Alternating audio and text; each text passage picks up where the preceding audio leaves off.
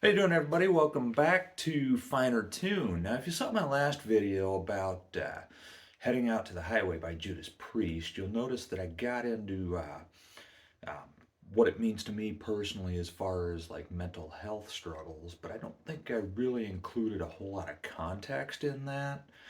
Um, just to kind of put things into perspective a little bit, um, I am a veteran of Iraq and Afghanistan, which kind of explains why we're going to get into this next song that we're going to talk about today. Um, and because of that, I deal with post traumatic stress. Um, and, that this next song that we're going to get into here in just a minute uh, deals with issues of not only returning veterans, but it's told from the point of view of a returning veteran. And um, actually, it's from the point of view of a returning Vietnam veteran. Uh, but pretty much anyone who comes home from that type of a situation can relate in one way or another to this song. Fortunately, things have gotten better over the years, but um, there are still issues. And with that, um, let's go ahead and get into uh, this next song. Uh, as you can see, I'm wearing a Charlestown Chiefs hockey jersey. If you've ever seen the movie Slapshot, you know just exactly who the Chiefs are. Um, and the reason I specifically chose this jersey for this video is because it kind of Charlestown in the movie reminds me of the type of song that Bruce Springsteen wrote about and sang about in this song. We're going to get into probably his best known song, uh, probably his biggest hit. I'm not 100% sure on that, but it's definitely one of his best known. Uh, it's also highly misunderstood, especially by politicians who like to use it as their campaign anthems. Born in the USA. And I understand where it's misunderstood because the chorus is just so loud and anthemic, and it just sounds like a Yay Yay Go America song when that's not what it is at all. Born in the USA, um,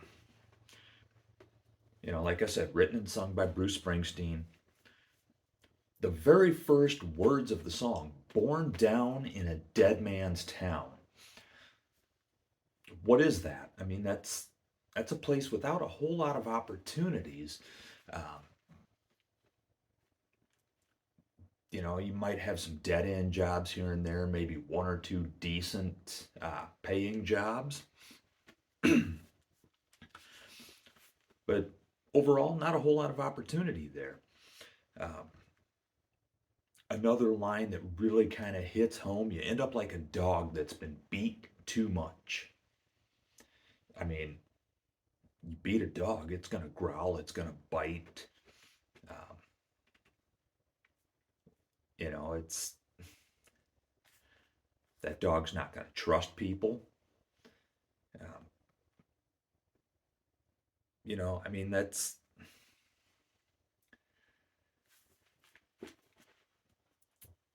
kind of how a lot of people in the United States feel. I mean, even still today.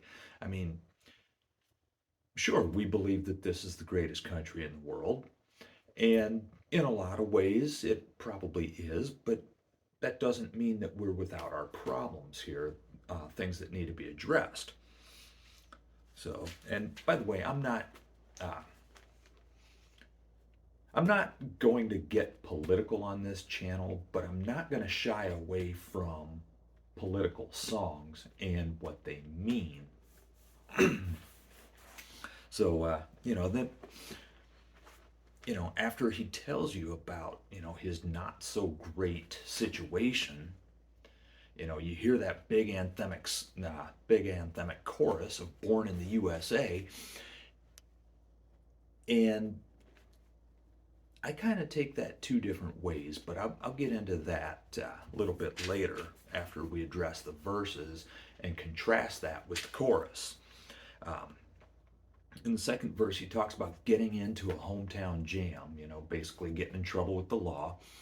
Um, so they put a rifle in my hand, sent me off to a foreign land. Back in those days, it was actually fairly common for judges, if you got into a little bit of trouble, um, nothing overly serious, but serious enough that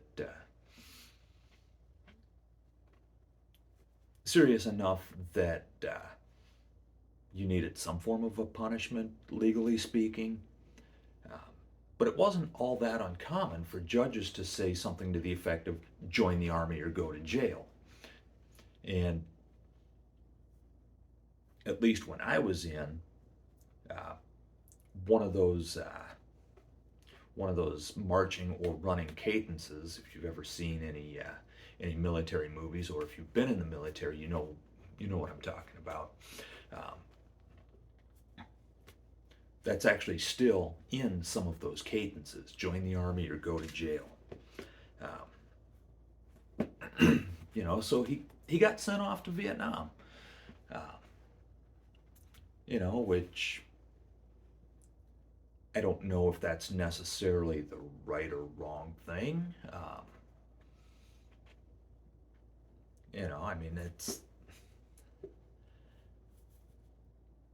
I personally tend to think that maybe that's not the right way to handle those situations, but the judge had to do something there, and maybe he thought that this person is redeemable, so he gave him an opportunity. But at the same time, he literally put that guy's life at risk. So is he redeemable? You know, who knows exactly what judges were thinking at that time? Um, in the third verse, he comes back home and he tries to get a job at the local refinery. And actually, the very next line, come back home to the refinery. Hiring man says, if it was up to me. Now, if he's the hiring man, it should be up to him, I would think. But maybe there just are no jobs available. There are no open jobs because it's the only good paying job in town, and they're all filled up because nobody is leaving. They feel stuck in this job because there's nothing else, and therefore there's nothing there for this returning veteran. And sometimes that happens, unfortunately. A lot of places, I don't know how common it was then, but today it's common to give preferential treatment to veterans. A veteran is likely to be um, moved to the front of the line, assuming he's qualified otherwise for the position. Um, Again, right or wrong on that. And so he ends up not getting the job at the refinery. He goes down to the VA, where he's also turned away. And mental health struggles were kind of a thing back then. I mean, they've always been a thing with returning veterans. Um, in fact, Audie Murphy, if you've ever been in the Army, you're well familiar with the story of Audie Murphy, especially if you've ever been an NCO within the Army, non-commissioned officer, for those who don't know what that means. That's your different ranks of sergeant. Um,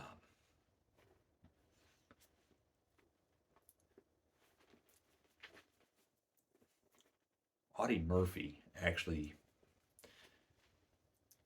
he was a World War II veteran who later became an actor, and he advocated for mental health treatment for the Vietnam vets who were returning. And it still wasn't widely recognized by the VA until many years later. Fortunately, those of us who came back from Iraq and Afghanistan, because of the work of Vietnam veterans, we were able to get that help. And still are, actually, many of us. You know, so likely that guy was dealing with post-traumatic stress, just like a lot of today's veterans are. And, I mean, it went by different names back then: shell shock, soldier's heart, battle fatigue. Today we know it as what it really is. Um,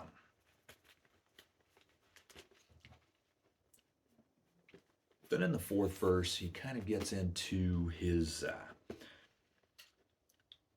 narratives, or not his narratives, but his memories of being over there. He had a brother in Khe Sanh. Now, that brother, obviously not a literal flesh and blood brother, but there's a brotherhood within the military. And, if you've ever been in, you know what I'm talking about there.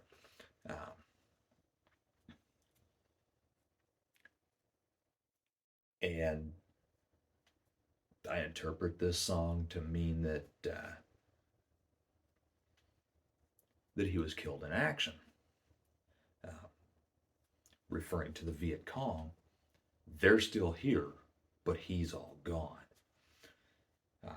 Now, it could mean that mentally he's gone, but I take that to mean death, that he was KIA. And the Viet Cong was still in power. They were still there. He had a woman that he loved in Saigon. Got a picture of him in her arms. Now, what exactly does that mean? Obviously, his brother, his battle buddy, fell in love with a woman over there. Got a picture of him in her arms.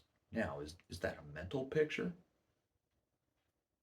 Yeah, that mental picture is definitely there. Is that an actual photograph? Possibly.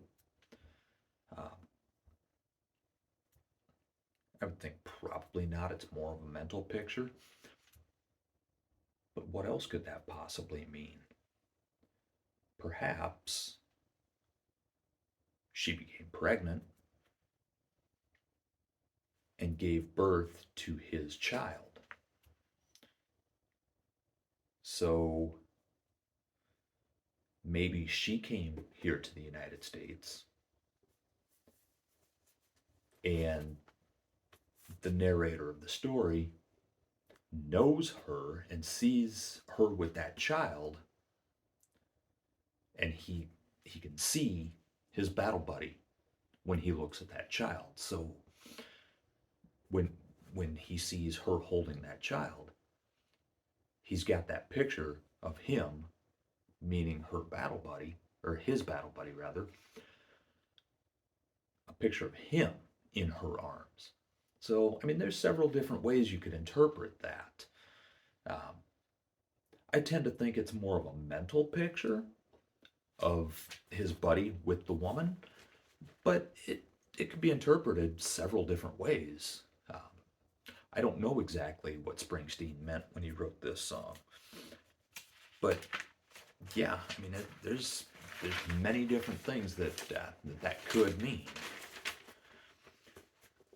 Now we get into the last verse here. Down in the shadow of the penitentiary. As you remember, he got in a hometown jam and got sent off to Vietnam. That penitentiary might be his home right now, had he not gone off to Vietnam. So, I mean, maybe he's reflecting on that. Would that be better maybe? Yeah, maybe not. Who knows what exactly is going on in his head? He might be thinking that would be a better option. Uh, or he might be thankful that he's not in that penitentiary. Uh, Out by the gas fires of the refinery.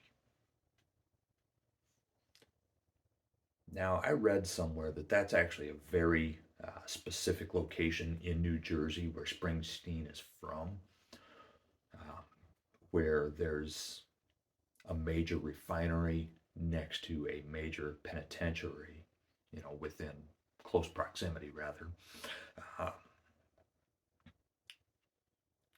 and again, he's reflecting on the idea that this is really his only opportunity, um, is that refinery where he wasn't able to get that job. 10 years burning down the road, nowhere to run, nowhere to go.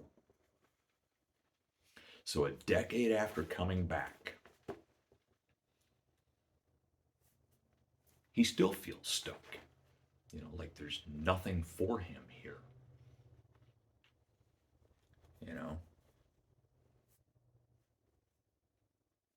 So, I mean, and I know this song came out in 1984 and Vietnam had ended by then, but the song actually has its roots in 1982 when that war was still raging. Excuse me, 10 years after that, that war was still raging. Now you contrast that again with that big, bombastic, patriotic sounding chorus, Born in the USA.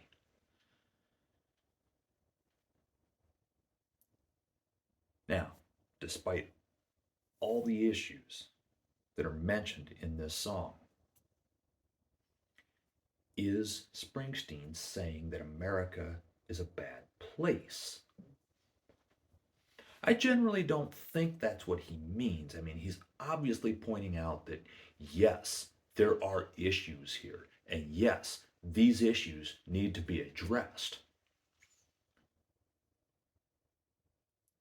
I mean, I think in the verses he's getting very specific with what some of these issues are that need to be dealt with.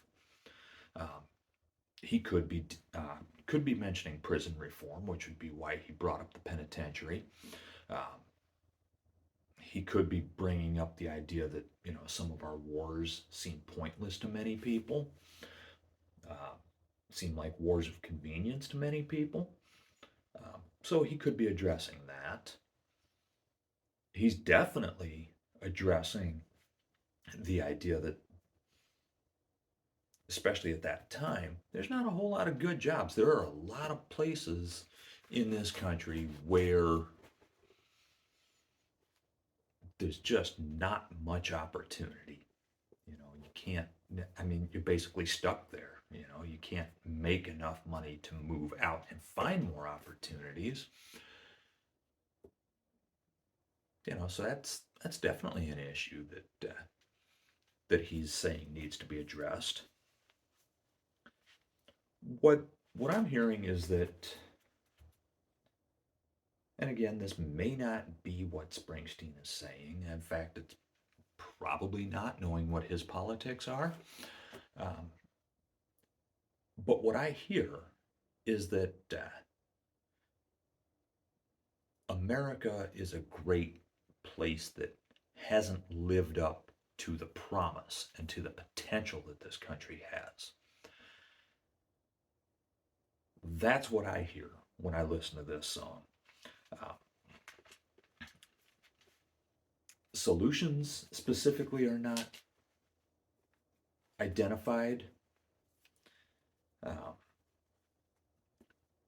Maybe it's because he feels like those in power won't do anything anyway. Maybe it's because he doesn't know exactly what the solutions are. It's like, I know what the issues are, but do I know how to solve them? No, that's why we have the people in power. But I'm still pessimistic that they will address that. Um, so, like I said, I interpret that as the United States is a great country with a great promise behind it. It was founded on an ideal and principles that we haven't always lived up to. And I would agree with that assessment. There are issues that need to be addressed, and I would agree with that as well. Uh, it's a flawed country because it's a government made up of human beings. Uh, he might be saying that it's better than any place else in the world. I don't think that's what he's actually saying. But maybe I don't know. I take it to mean it's a cry out for the changes to be made so that this can be just an amazing country that lives up to all of the promises, where everybody has the opportunity to have some form of success, however they may define that. Um, so I see it as pessimistic in the sense that these are the issues that need to be addressed, but optimistic at the same time in the sense that this is still the United States of America, where these issues can be addressed and this country can be a lot better if we address them. So that's my interpretation. What's yours? Also, as a side note, Bruce Springsteen did not actually go to Vietnam. He was drafted at the age of 19. However, he failed the physical. He had been in a motorcycle accident, I think a year or two before that, and he had suffered a concussion. Um, is that why he didn't pass the physical? I don't know, but I do know that that incident happened, and I know that he failed the physical. Um, so there's that. And, you know, I think that he makes some very, very poignant points in this song. It's a very powerful song, I think. Uh, Highly misunderstood, especially by politicians. Um, but you've heard my interpretation of it. What's yours? Leave a comment below. Like, share, subscribe. Um, there's a bell around here somewhere that you can ring. And until next time, stay tuned.